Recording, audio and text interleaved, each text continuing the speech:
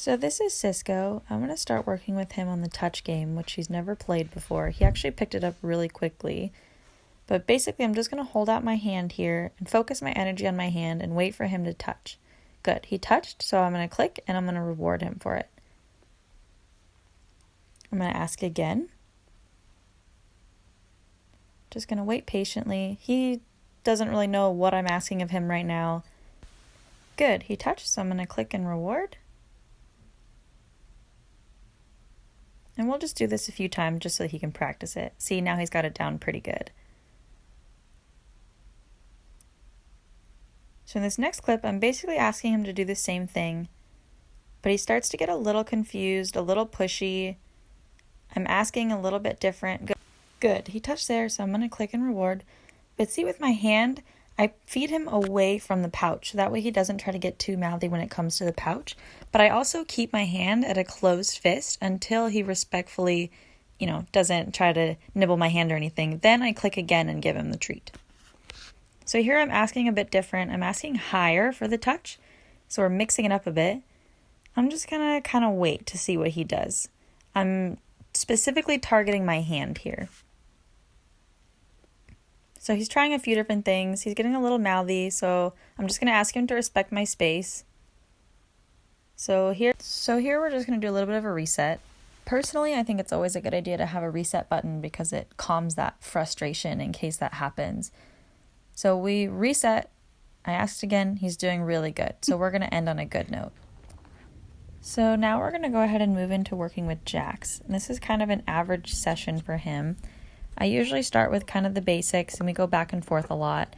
When he first came to our program, he didn't know how to pick up any of his feet. He was really sensitive to the touch, so this has just been working with him for a while. He's still really sensitive about his back feet. But there, you see, the first time I asked him, he just picked it up really quick. I clicked and rewarded. That was good. The second time I asked for just a little bit more, and because he gave me that, I clicked and rewarded. We're going to move on to something else. So next, I practice working on desensitizing with all kinds of different stuff. Pool noodles, blankets, traffic cones, whatever you can come up with. The more the merrier. So I start with him with the pool noodle. He does really good with this now. He was quite scared of it the first couple times we worked with it. But I start really slow, really calm. I always start on the legs and then I work my way up because it kind of gives them a feel a little bit more of what we're kind of going after. And then once I feel that he's calm with that, I'm going to amp up my energy a little bit. So I'm getting a little crazier. A lot of horses will probably freak out a little bit more when you do this, but he's done this a few times that he's really confident about the pool noodle now. So next, I'm going to do a little bit of touch with Jax. He knows this pretty well already. So, he touches, I click and reward. This is Jax's reset button, is the touch. This is something that he's super confident with now. So if he gets a little bit nervous or is a little unsure about what's going on, we go back to the touch and he gets his confidence back that way. So now we're using something else. We're going to do some desensitizing with the blanket. Again, he was super scared of this the first few times we worked with it, but now he's feeling pretty good. And just kind of rub it all over him, let him know it's not going to hurt him. And I went a little crazy with that, but also just, every horse is different. So feel free to start really slow. I usually let them smell it before I put anything on their body so that they know what's going on. And keep in mind that, when I first started working with Jax with this, he had a halter on all the time just because, for safety purposes. But now we're at that point where I'm really giving him that choice, whether he wants to participate or not. So there's no halter involved here. So now I'm going to go ahead and try the saddle and saddle pad. The first time I brought it out, I don't know if you noticed or not, but he kind of shied away from it and turned away, didn't really want to engage. But I asked him to touch, which is something he's confident in. He walks up. We go ahead and start with the saddle pad. I let him smell it there. I'm just going to kind of rub it with him first. Like I said, the first time we started this, he was really sensitive about everything. So for safety purposes, I think it's, especially important with rescue horses that you keep a halter on until you feel comfortable enough to work with them without it.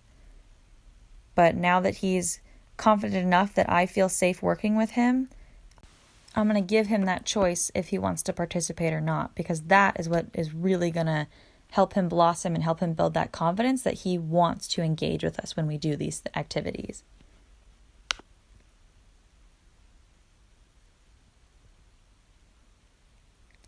So here I'm just playing around with him with the saddle. We want everything to be fun. We want to try to make it the least amount of work for them as possible so that they really enjoy coming into the arena and coming in to work with us and play with us.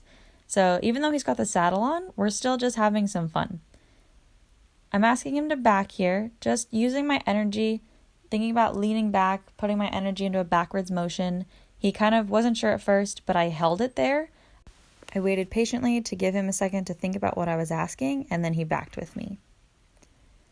So here's another thing we've been practicing. Jax was a really hard to catch horse. You would walk out into the pasture and you'd spend 30 minutes trying to get a halter on him. So a different way that we engage with this is we did two different things. This first one here that you're watching, since we were connected and he's been following me around, I decided to throw in the halter to kind of mix it up a little bit. I want him to feel really confident about putting the halter on, taking it off, putting it on, taking it off. So I'm literally that's all I'm doing. We're walking, I'm putting it on, taking it off, we're walking, and just kind of repeating this. Ask him to touch, he touches, click reward. And I'm going to go ahead and put the halter on again.